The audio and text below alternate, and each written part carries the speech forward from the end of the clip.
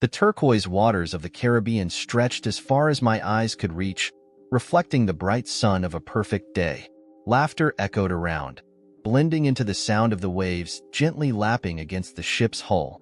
Every moment on this cruise felt like a dream, a perfect escape from the exhausting routine.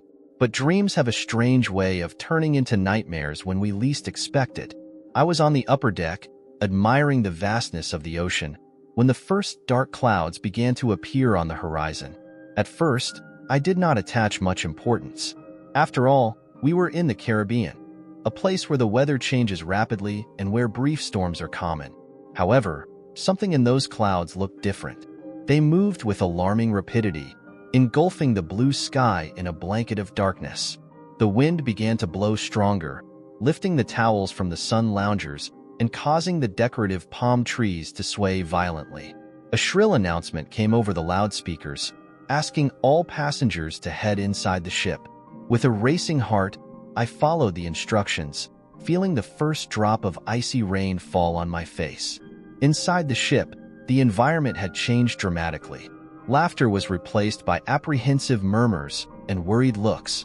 The noise of wind and rain outside was deafening, each thunder resounding like a menacing roar. I felt like a puppet in a theater of horrors, the tension in the air almost palpable. When the ship began to sway violently, panic set in. People ran in all directions, desperately searching for life jackets and the safety of boats. I was in the middle of this frantic mass, trying to stay calm, but fear was growing inside me like a storm of its own. With every breath of wind, with every gigantic wave that hit the ship, the situation became more chaotic. Please remain calm and follow the crew's instructions. The voice on the speakers sounded distant and almost useless in the face of widespread panic. I saw a mother hugging her children, tears streaming down her face, while an elderly couple supported each other, trying not to fall. Despair was contagious, spreading quickly among us all. The feeling of being lost in that crowd was overwhelming. I tried to find a way to be rational, but every move seemed to lead me further into chaos. Pushed from side to side, my only thought was to survive, find a boat, get out of there. The sea, which was once a symbol of beauty and tranquility, now became an implacable force, determined to swallow us up. Somehow, between screams and jerks, I found myself inside a lifeboat. The path there was a blur in my mind. I couldn't remember who pulled me or how I got to that point. Everything seemed a fog of panic and despair. The dinghy swayed violently, like a leaf in the wind, each wave tossing us from side to side. I looked around and saw faces as confused and terrified as mine. There was no time to ask names or exchange words of comfort. We were all in survival mode, clinging to the sides of the dinghy, trying not to be thrown overboard. The sky was completely dark now, lightning illuminating the chaos around us in brief, frightening flashes. The sea, once calm and welcoming, had turned into a fierce enemy. Huge waves rose like walls, threatening to swallow us up at every moment. The water poured into the boat, cold and unforgiving, while everyone desperately tried to drain it with their hands or whatever they had at their disposal. The sound of wind and waves mingled with the screams of fear and the frantic commands of the crew, who were trying to maintain some order amid the chaos. Every moment, I felt the force of the sea throwing us, testing the limits of the boat and our courage. My fingers were numb from holding so tightly, my arms ached, but fear kept me alert, my mind in a state of hyperactivity. All I could think about was surviving, getting out of there alive. In a moment of relative calm, a thought flashed through my mind. Who pulled me into the dinghy? Gratitude mingled with confusion. There was no time to find out now, but that unknown hand had been my salvation. With each passing minute, the storm seemed to gain more strength, and we, more vulnerable. The night seemed endless. The darkness was oppressive, each flash briefly revealing the terror around us. I tried to focus on breathing, on staying calm, but fear was a constant companion, its cold grip on my heart. I felt small and insignificant in the face of the brutal force of nature. Looking at the others in the dinghy, I saw the same desperate struggle in their eyes. We were not alone, but the feeling of isolation was overwhelming. Each of us was fighting an internal battle, a struggle against fear and hopelessness. Finally, after what seemed like an eternity, the storm began to lose strength. The waves were still treacherous, but less violent. The wind, though still strong, no longer had the same destructive impetus. Hope, fragile and tenuous, began to emerge in our hearts. Exhaustion overtook me. My muscles trembled. My mind was foggy, but there was a thread of hope. We survived the worst of it. Now it was a matter of finding solid ground, of surviving the next day. As the boat floated in the still choppy waters, I closed my eyes for a moment, silently thanking the unknown hand that had saved me and the strength we found in each other. The storm had finally subsided, leaving behind a rough but less threatening sea. The timid moon rose among the clouds, casting a pale light on the troubled waters. I felt exhausted, every muscle in my body ached, and my mind was in a state of torpor. It was then that a man next to me, with a pale face and worried eyes, asked me, "How are you?" I smiled blandly, trying to push away the fear that still gripped me. "Wet, but fine," I replied, my voice trembling. He nodded, looking relieved. "That's good. My name is John, by the way." "Pleasure, John. I'm Anna," I said, trying to keep the conversation going to take my mind off the situation. "Anna, do you have any idea how long we will stay here?" John asked, looking around with concern. "I have no idea. I just hope they find us soon," I replied, feeling a chill run down my spine. The dawn was endless. Each of us was huddled and cramped in that dinghy, trying to find some comfort in the proximity of the others. The cold was piercing, the dampness of the clothes making everything even more uncomfortable. I closed my eyes and tried to push away the dark thoughts, but the uncertainty was overwhelming. We didn't know if help would come, if we would be found in time. After a long silence, another voice rose from the bottom of the boat. "Do you think the ship sank?" It was a woman, with disheveled hair and wide eyes. "Me? I don't know," I replied, hesitantly, "but we need to have hope. They must be looking for us." The sea around us seemed like a vast and endless desert. We could see no sign of the ship or the other boats. The loneliness was palpable, the vastness of the ocean amplifying the feeling of helplessness. The sound of the waves was a constant reminder of the danger that still surrounded us, even as the storm receded. Despite the fear and exhaustion, a strange sense of camaraderie was beginning to form between us. We were no longer strangers, but survivors united by the same traumatic experience. Understanding glances and small gestures of support held us together, even without words. John broke the silence again, speaking quietly so as not to wake those who were trying to sleep. "Anna, do you think we should try to row in some direction, or wait here?" I thought for a moment before answering. "I think it would be dangerous to row without knowing where we are going. It may be better to save our strength and wait." He nodded. "You're right. Let's hope that help arrives soon." I closed my eyes, trying to get some rest, but sleep was restless, disturbed by nightmares and startles. Every noise, every movement of the boat made me wake up with a start. The biting cold made my bones ache, and the lack of space made it impossible to find a comfortable position. In spite of everything, the tiredness eventually won out, and I fell asleep, hugging myself, trying to find some warmth. As the first glimpse of dawn began to appear on the horizon, a feeling of relief and renewed hope washed over me. The night had been long and hard, but we survived. Around me, others also began to awaken, eyes swollen and bodies aching, but with a glow of determination. We had weathered the storm together, and now we were ready to face whatever came next. John looked at me again, a tired but understanding smile on his face. "It's morning, Anna. Maybe today we will be rescued." I strengthened my smile, feeling the strength of our connection, even without words. "Yes, John, we survived the storm, and this is already a victory." As the sun slowly rose, bathing the sea with its golden light, I looked around, looking for signs of rescue. The uncertainty was still there, but so was the hope.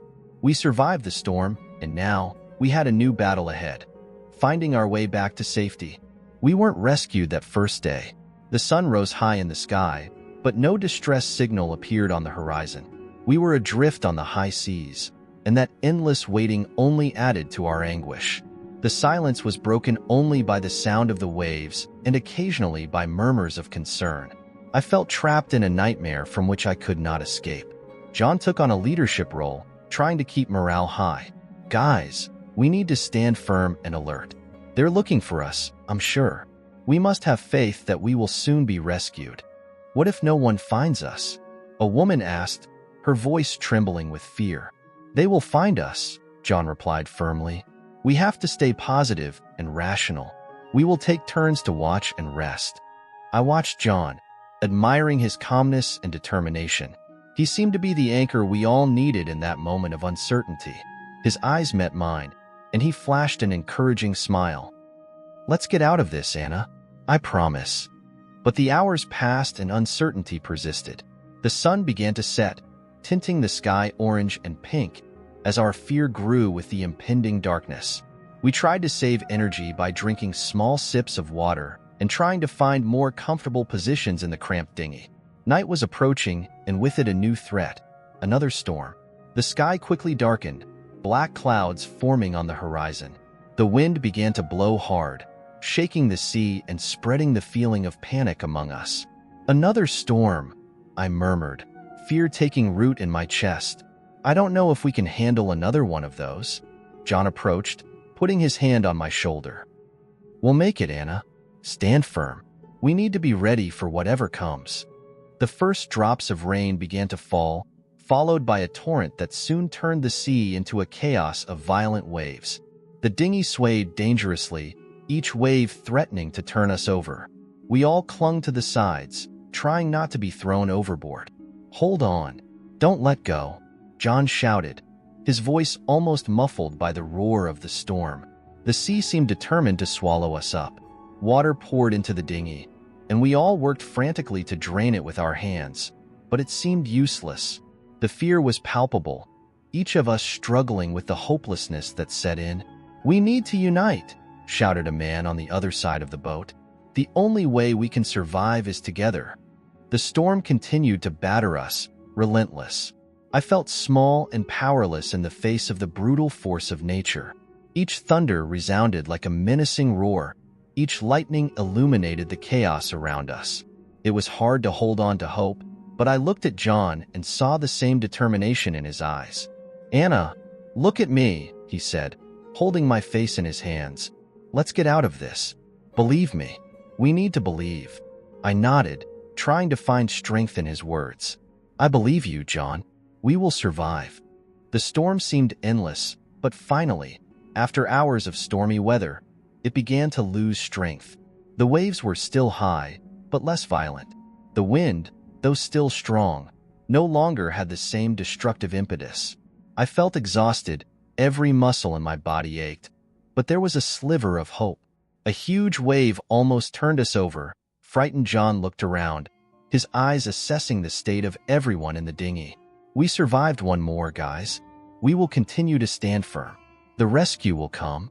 As the dinghy floated in the still choppy waters, I closed my eyes for a moment, trying to find some relief in the relative calm. The fear was still there, but so was the determination. We were united in this fight, and that gave us the strength to continue. The storm, which seemed to be losing strength, reserved one last surprise. A huge wave came out of nowhere, crashing into our dinghy and throwing us all into the water. I felt the impact like a punch. The world turned upside down, and suddenly I was submerged in the choppy sea. I struggled to rise to the surface, swallowing salt water, my arms and legs flailing wildly. Panic gripped me. I couldn't swim very well, and the waves seemed determined to pull me down. I tried to breathe, but all I could do was swallow more water. The darkness and chaos around me made it impossible for me to orient myself. I swam desperately, trying to find something to steady myself on, anything to help me float. But in the midst of that raging sea, everything seemed useless. My body was exhausted, every muscle burned, and I began to feel hopelessness set in. Every second it seemed more certain that I would not be able to stay afloat. When I was about to give up, I felt a strong hand grab me by the arm. I looked up and saw John's face, wet and exhausted but determined. Even in the midst of despair, he managed to smile at me. "Stay with me, Anna. It's our only chance," he shouted, his voice almost drowned out by the roar of the sea. I clung to him with all my might, trying not to let panic overwhelm me. John held me tight, trying to keep us afloat, using his own swimming skills to help me. The sea was still rough, but his presence beside me gave me a spark of hope. "John, I don't know how long I can hold out," I said, my voice shaking with fear and exhaustion. "You can handle it, Anna. Let's get out of this together," he replied, his eyes full of determination. "Just hold tight and don't let go." With each wave that hit us, I felt the dread growing, but it forced me to focus on John's voice, on his words of encouragement. He was my anchor, my savior in that sea of chaos. We fight the waves together, our bodies working in unison to stay afloat. "See there," John suddenly shouted, pointing to a shadow in the water. It was a piece of the overturned boat, still floating. With difficulty, we swam to him, clinging to what was left. The unstable structure offered us a small margin of safety, but it was enough to keep us out of the water, at least for a while. Sitting on that piece of the boat, panting and exhausted, we exchanged a look of relief. "We did it," I muttered, almost not believing it. John nodded, a faint smile on his lips. "Yes, we did, but we need to stay strong. The rescue will come." The storm finally calmed down, and the sea around us began to calm down. The night was still dark, but the moon now shone brighter, illuminating our precarious situation. Other survivors stood nearby, also clinging to wreckage, each struggling in their own way. I looked at John, feeling deep gratitude. He had saved me, not only from the water, but from the despair that threatened to consume me. "Thank you, John. I don't know what I would have done without you." "We're in this together, Anna. Let's survive this together," he replied, shaking my hand. As dawn slowly gave way to dawn, we stood there together, our determination renewed. The sea was still vast and uncertain, but now there was palpable hope. We had faced the abyss and survived, and now, together, we waited for the rescue we knew would come. The morning finally arrived, bringing with it a relative calm. The sea, once an angry beast, was now quiet, as if exhausted from its own fury. Gentle waves licked the surface, and the rising sun tinged the horizon with soft orange and pink colors. John and I were floating, legs already almost out of strength, bodies exhausted and aching, but alive. I looked around, trying to find signs of other survivors or a possible rescue. However, the vastness of the ocean seemed endless, and there was no sign of other boats or the ship. The desolation was palpable, but John's company at my side gave me a thread of hope. "John, what if they don't find us?" I asked, my voice full of concern. "I can't take it much longer." "They will find us," he replied firmly. "We need to keep hope." It was then that we saw something floating in the distance. It was our boat, miraculously intact. The relief I felt was overwhelming. "Look, John, the boat." With renewed energy, we swam to him. Each stroke felt like a small triumph against the unforgiving sea. When we finally reached the dinghy, we pulled ourselves in, shaking and exhausted, but relieved to be in a safer place. Sitting in the boat, we looked around. The calm sea now seemed almost serene, but we could not forget what we had lost in the storm. Several of our companions in misfortune had disappeared into the depths of the ocean. "It's hard to believe we made it back to the dinghy," I muttered, looking at the water around us. "But I'm sorry for those who didn't make it."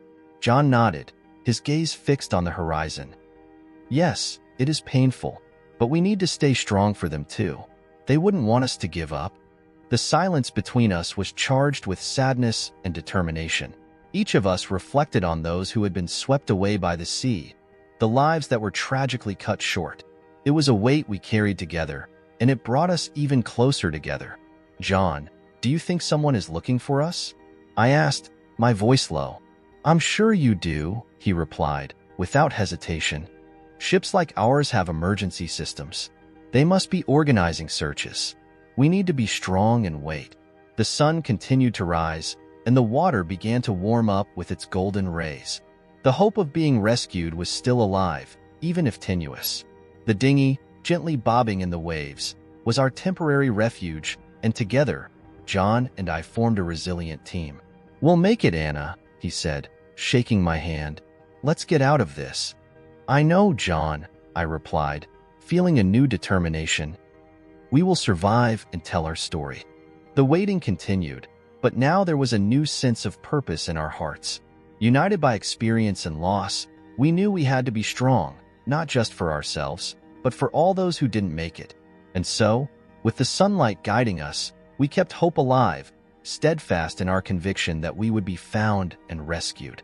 Exhausted, we ended up sleeping without knowing for how long. The gentle swing of the sea and the warmth of the sun lulled us into a deep sleep, a temporary relief from tension and fear. My dreams were confused, intertwined with images of giant waves and faces of people we had lost. I woke up with a different feeling. The boat was being tossed quietly from side to side, but there was a new sound, a sound of something solid. I rubbed my eyes, trying to focus, and realized that we were being led in the direction of stones. "John, wake up," I called, my voice trembling with excitement and apprehension. "We're getting somewhere." John opened his eyes slowly, still groggy from sleep. He looked around, realizing what I had noticed. Stones were close to land. We moved quickly, using the makeshift oars to keep the dinghy from damaging itself on the sharp rocks. As we approached, the sight of a small beach began to form. It was an island, surrounded by dense trees and lush vegetation. "I don't know where we are, but at least it's terra firma," I said, relief evident in my voice. "Let's approach slowly," John suggested, his eyes fixed on the shore. "We need to land safely." Carefully, we maneuvered the dinghy until it gently ran aground on the sand. Feeling the solid ground under my feet after so long adrift was an indescribable feeling. I knelt in the sand, letting tears of relief run down my face. "We did it, John. We managed to get somewhere," she said, looking at him. John smiled, a tired but genuine smile. "Yes, we did. Now we need to figure out where we are and how we will survive until they find us." Our first step was to pull the dinghy onto the sand, making sure it was safe and out of reach of the high tide. We sat for a moment, absorbing the fact that we had somehow found a piece of land in the middle of the vast ocean. "Let's explore a bit, see if we find anything useful," John suggested, standing up and reaching out to help me up. "Good idea," I agreed, accepting his hand. We walked along the beach, observing the footprints left in the sand and the debris brought by the waves. There were no signs of civilization, but the island seemed rich in natural resources. We found a small source of fresh water and some fruit trees that could sustain us for a while. "This will help us," John said, pointing to the source. "We need to organize a shelter and store what we find." "Yes, and maybe make a distress signal on the beach, something that can be seen from the air," I added. As we began to plan our survival on the island, the uncertainty of our whereabouts still hung over us, but the feeling of being on dry land gave us new hope. We were far from safe, but we had a new challenge ahead of us, and together, we knew we could take him on. With the help of some tools in the lifeboat's rescue box, we managed to build a makeshift shelter that same day. We used branches and large leaves to assemble a structure that would protect us from wind and rain. We worked in silence, concentration on each task relieving a little tension and fear. We found some fruit on the island: coconuts, mangoes, and something that looked like a kind of breadfruit.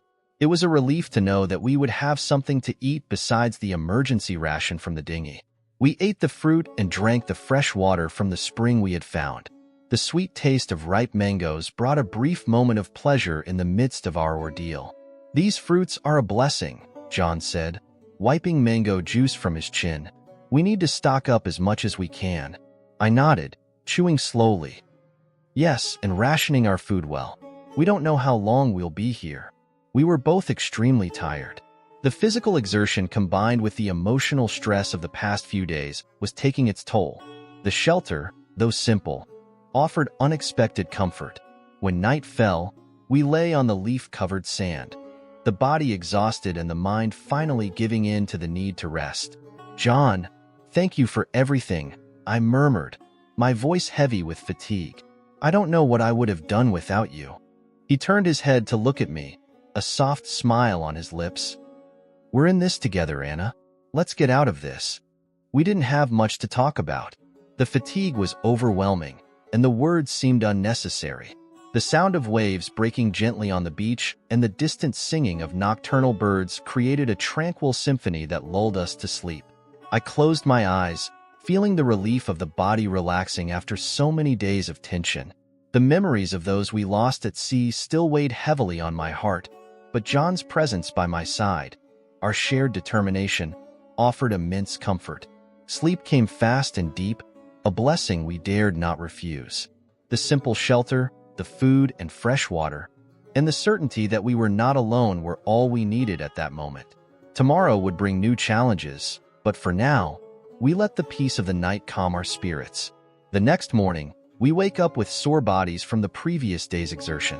Every muscle seemed to complain about the intense activity, but we were grateful to be alive and relatively safe on the island. John suggested exploring the island a little more, and I agreed, asking that it not take too long. He returned a short time later with some exciting news. "Anna, I found a small lake further into the island," he said, his eyes shining with enthusiasm. "The waters are crystal clear.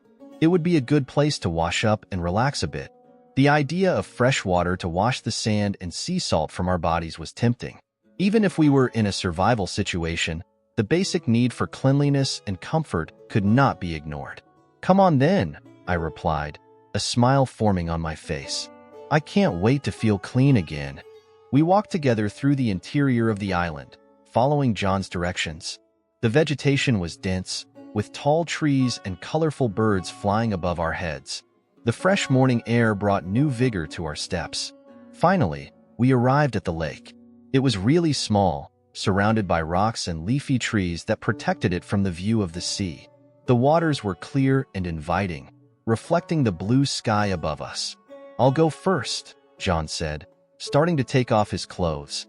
I was a little embarrassed, not only that we were in such an intimate situation, but also that I was conscious of my appearance after so many days of survival on the island.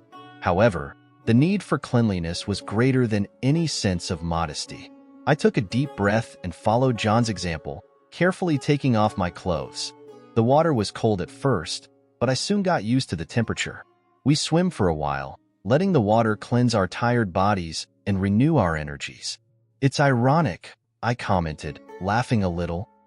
"After everything we've been through, all we want most is to get out of the water." John laughed too, swimming beside me. "At least we can enjoy it while we're here. Who knows when we'll get another chance like this?" We spent some time on the lake, enjoying the feeling of cleanliness and the tranquility of the environment. It was a brief moment of peace amid the uncertainty of our situation. After some time, we got out of the water and dressed again, feeling a little more human after the refreshing bath. We walked back to the shelter, discussing what we would do next to increase our chances of being found.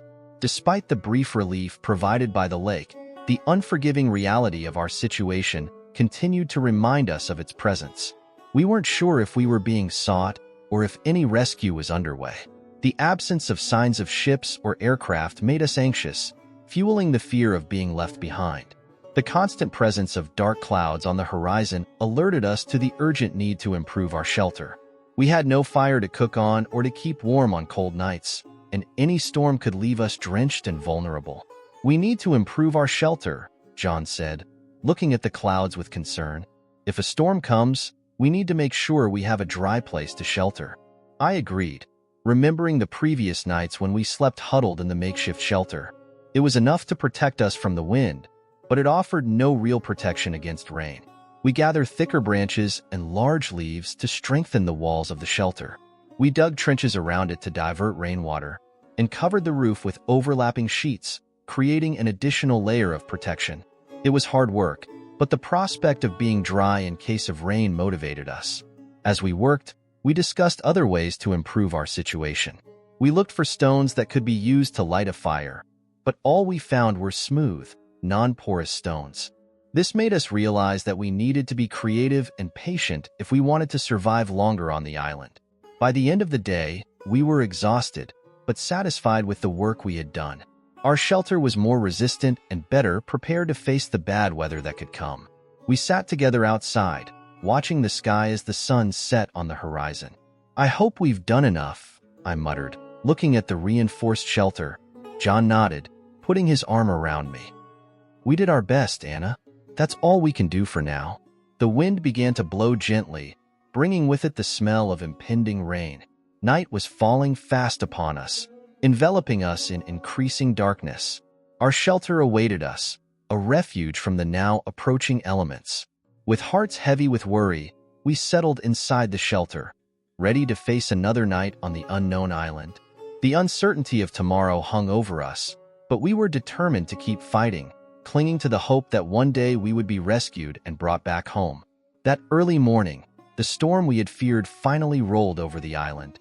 The wind howled through the trees, and the rain fell with relentless intensity on our reinforced shelter. We were relieved that we had taken extra precautions, but the biting cold reminded us of the fragility of our situation. Inside the shelter, we huddled next to each other, our bodies shivering with cold. The leaves and branches provided some protection from the rain, but they could not completely isolate us from the harsh climate. "It's so cold," I muttered, teeth chattering lightly. John nodded, pulling me closer to him. "Let's warm up together, Anna." We hug each other tightly, sharing body heat as the only resource against the relentless cold. His arms around me were comforting, an anchor of calm amid the tumult of the storm outside. "That helps a bit," I muttered, closing my eyes. John agreed, rubbing my back gently. We spent the night cuddling, seeking comfort and safety in each other as the storm roared outside. Every thunder and lightning sounded like a threat, but together, we could face any challenge the island threw at us. With dawn, the rain gradually subsided, leaving behind a relative lull. We were wet and tired, but the shelter had done its job. We went outside, breathing in the fresh morning air and watching the storm damage all around us. "We need to dry our clothes," John suggested, looking at the soaked suits we were wearing. I nodded, helping to spread the items of clothing on branches and stones around the shelter. The rising sun was beginning to dissipate the remaining clouds, promising a milder day. As we waited for the clothes to dry, John and I remained close to each other, sharing the comforting silence of our mutual presence. We didn't know what the future held, but as long as we were together, there was hope. That new day dawned cloudy and rainy, and I felt unwell. The constant humidity and anxiety for the rescue weighed heavily on my body and mind. John, always attentive, noticed my condition and decided to take care of me, bringing fruits that he had picked on the island. "Anna, you need to eat something," he said, offering me a piece of mango. "It will help you feel better." I accepted the fruit, grateful for its care. I chewed slowly, trying to push away the feeling of unease that enveloped me. Sick and anxious, any distraction was welcome, and John seemed to understand that. "You mentioned that you work with something technical," I began, trying to divert my thoughts. "What exactly do you do?" John smiled, sitting next to me. "I'm an engineer. I work with infrastructure projects, mainly bridge and road construction. It's something that has always fascinated me since I was a child." "It's amazing," I murmured, genuinely interested. "It must be quite a challenging job." "Yes, it's challenging, but also very rewarding," he replied, his eyes sparkling as he spoke of his passion. "I've always enjoyed building things, seeing an idea come off paper and become a reality. Each project is a new adventure." As we talked, the soft sound of the rain against the leaves and the murmur of the waves in the distance created an almost intimate atmosphere. John began to tell me about his plans for the future, a life that seemed so distant and almost unreal in that situation. "I was planning to open my own engineering company," he revealed. "I wanted to focus on sustainable projects, something that could really make a difference to the environment." "That's admirable, John," he said, feeling a comforting warmth as he listened to his dreams. "The world needs more people like you." He laughed softly, shaking his head. "And you, Anna? What were you doing before all this?" I hesitated for a moment, feeling a pang of longing for my previous life. "I am a literature teacher. I have always loved books and stories, so I decided to share this passion with others." "Literature, huh?" John smiled, interested. "You must have a lot of interesting stories to tell." Yes, some, I replied, laughing lightly, but not as exciting as surviving on a desert island. John laughed too, and for a brief moment, the reality around us seemed less bleak. The connection we were forming, sharing our lives and dreams, offered unexpected comfort in the midst of uncertainty. Let's get out of here, Anna, John said with conviction. And when we leave, we will pursue our dreams with even more determination. I nodded, feeling a renewed sense of hope. Yes, let's go. And until then, we keep fighting. As the rain continued to fall gently, our conversation flowed, a balm to our weary souls. Every word, every story shared, brought us closer together and gave us the strength we needed to face the challenges that were yet to come. We continued talking inside the shelter, while the rain fell incessantly outside, making the temperature seem even colder. We stayed together, seeking warmth in each other, and conversations about our lives before the shipwreck offered brief relief from the current reality. John, with a heavy sigh, began to tell about how he had ended up on the cruise. I was on vacation, he said, his voice low. I needed a break from work, and the cruise seemed like the best way to relax and recharge. I imagine you never expected your vacation to take this turn, I replied, trying to offer a sympathetic smile. Not at all, he agreed, shaking his head. But I'm grateful I'm not alone in this. You've been great company, Anna. I feel the same, I murmured, feeling the comfort of his presence. I don't know how I would have coped with all this without you. For a few moments, we lost ourselves in our own thoughts, the tragedy of the shipwreck weighing heavily on our hearts. I thought of my family, how desperate my parents must have been without news. The same was true for my friends, who would surely be doing everything to find us. And your parents? I asked, breaking the silence. They must be very worried about you. John nodded, his gaze distant. Yes, they must be. My parents were always very protective, even after I became an adult. And I have a younger sister who is probably worrying more than anyone. The mention of her sister brought a new layer of humanity to our conversation, reminding me that we all had important ties that awaited us at home. I have 2 brothers, he said, feeling a wave of longing. We have always been very united. I imagine they're doing everything they can to find us. Absolutely, John said, shaking my hand in a gesture of support. Our loved ones are out there fighting to bring us back. We need to believe that. The rain continued to fall, and the cold was constant, but the connection we shared helped us endure. We talked about our families, our friends, and all the little things we missed, from a home-cooked meal to a simple evening watching television. Anna, John said softly, when we leave here, we should cherish every moment we have with the people we love. This experience has shown us how fragile and precious our lives really are. I agreed, feeling a new determination grow within me. Yes, we must. And let's get out of here, John. We will return to our families and friends, and this island will only be a distant memory. Hugging in the makeshift shelter, listening to the constant sound of rain, we found comfort in the promises and hopes we shared. The tragedy that had brought us together also gave us strength, and as long as we had each other, there was always a ray of hope lighting our way. As the afternoon wore on, the rain finally began to subside, leaving a gray, heavy sky. The sound of the drops gradually softening enveloped us in a melancholy calm, a welcome respite after so many stormy hours. Sitting side by side inside our shelter, John and I talked about the life that awaited us beyond the island, our dreams and plans that would one day resume. With our hands clasped, we felt each other's comforting warmth, an anchor amid the chaos that surrounded us. I looked at John, finding his eyes fixed on mine, a depth of emotion reflected in them that mirrored my own. Anna, he began, his voice soft, almost a whisper. I don't know what the future holds, but I'm grateful you're here with me. Me too, John, I replied, gently shaking his hand. You have been my strength, my support. I don't know what I would do without you. The silence that followed was charged with a sweet tension, an invisible stream of unspoken feelings flowing between us. Our gazes remained crossed, and the closeness of our bodies seemed to intensify the connection we shared. Without saying a word, John approached slowly. His eyes would not leave mine, and my heart beat fast in my chest.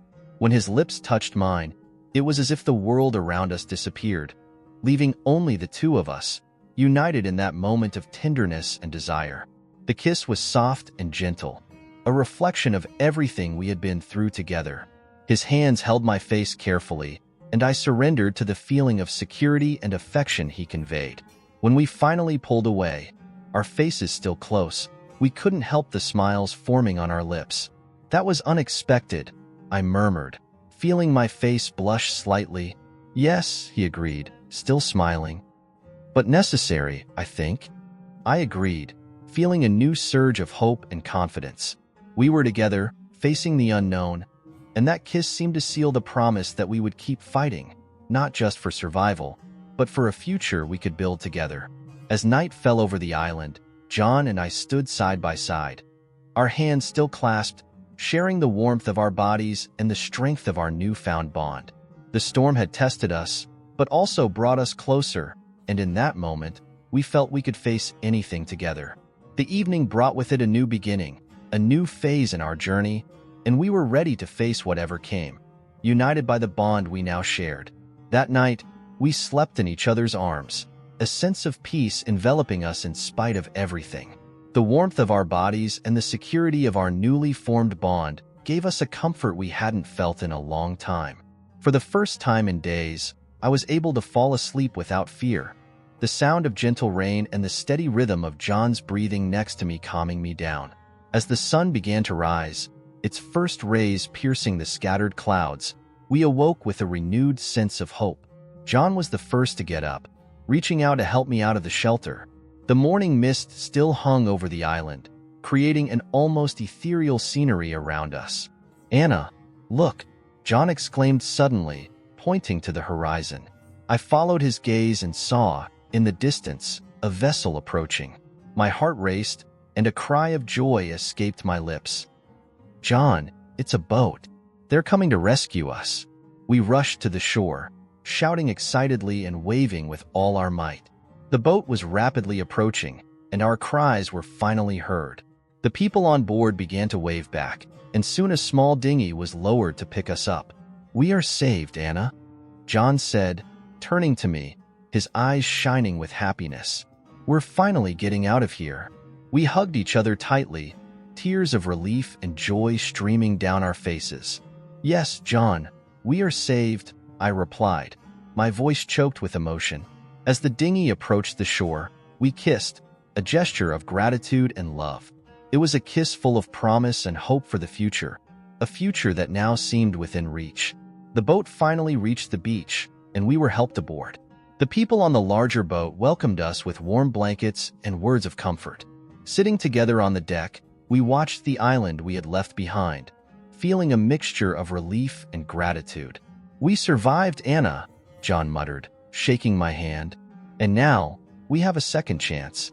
"Yes," I agreed, looking at him with a smile. "A second chance to live and love together." As the boat pulled away from the island, we felt that the future was full of possibilities. The tragedy that brought us together also strengthened us, and we knew that no matter what the future brought, we would face it all together. Our story of survival was not only about the time we spent on the island, but also about discovering a deep and meaningful connection. And so, with our hearts full of hope, we sail back into the world, ready to begin a new journey side by side. 2 days after our rescue, we found ourselves in a small coffee shop in the city, a completely different setting from the desert island where our story had begun. The atmosphere was cozy, with the aroma of fresh coffee and the soft murmur of conversations around. Sitting at the table by the window, we watched everyday life go on outside, a normalcy that seemed almost surreal after everything we had been through. John arrived first, and when I walked in, he stood up with a warm smile. "Anna," he said, opening his arms to receive me in a hug. "Good to see you." "I feel the same way, John," I replied, hugging him tightly. Sitting together in such an ordinary place felt almost magical, proof that we had indeed survived and returned to the world. We sat down and ordered our coffees, and for a few moments, we were silent, just enjoying each other's company. "It seems strange to be here," I began, breaking the silence. "After everything we've been through, a simple coffee seems surreal." "It's true," John agreed, smiling. But it's also a reminder of how valuable every little thing is. Every moment counts. As we sipped our coffees, the conversation flowed naturally, reminiscing about the difficult times and small victories we shared on the island.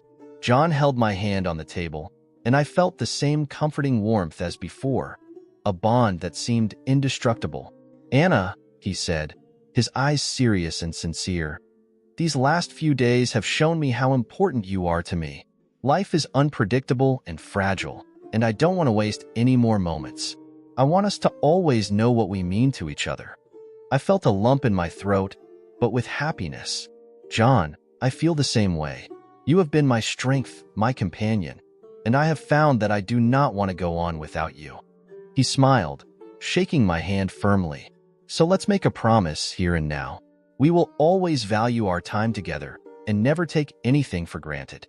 "I promise," he said, smiling back, feeling the weight of words. "Let us live intensely, with love and gratitude." Our kiss in that coffee shop sealed the promise, an oath of love amid the life that continued to swirl around us. In the midst of tragedy, we found a passion that brought us together in ways we could never have imagined. As we got up to leave, holding hands, we knew our story was just beginning. No matter what the future held, we would face it together, with the love and strength we discovered on the island. And so, as we walked through the cafeteria door, ready to face the world, we felt that nothing was impossible when you had love and hope. The tragedy that brought us together also transformed us, and we were ready to live each day with the intensity and gratitude that only those who really survived know. Thank you very much to those who have supported the channel financially through the link in the comment pinned. This helps me to bring more and more stories to you. And don't forget to like and also subscribe to continue receiving the new stories.